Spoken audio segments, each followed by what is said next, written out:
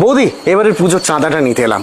গতবারে তো 2000 ছিল, এবারে কি 500 বাড়াই? হ্যাঁ ভাই, আমরা তোমাদের পুজোর সর্বাঙ্গীন সাফল্য কামনা করি, কিন্তু আমরা এবারে পুজোর চাঁদা দিতে পারবো না। কেন বৌদি? আমাদের আমাদের অসহ্য চলছে। অসুচ? কে মারা গেল আপনাদের? একই পাড়ার মধ্যে থাকি, জানতে পারলাম না তো। আমার এক ছোট বোন মারা গেছে। তাই? ও মাই গড, কবে? আপনার নিজের বোন? 9th আগস্ট রাতে আরজি করে। সে শুধুমাত্র এখন আমার বোন না, সে এখন সবার বোন, সবার দিদি, সবার মেয়ে। আপনি ইয়ার কি করছেন বৌদি? অ্যামাউন্ট কমাতে হলে বলুন না, কমিয়ে দিচ্ছি, অসুবিধা নেই। আমি সিরিয়াসলি বলছি, এটা সামাজিক শোক, এটা রাষ্ট্রীয় শোক, বুঝো না? কিন্তু মানছি, কিন্তু এইটার জন্য দুর্গাপুজোর চাঁদা? আমাদের বাড়িতে কোনোদিন চাঁদা কমানোর দরকার পড়েছে বলেছি কোনোদিন? না তা না, তবে যতদিন না সুবিচার পাচ্ছি ততদিন এই অসহজ পর্ব চলবে।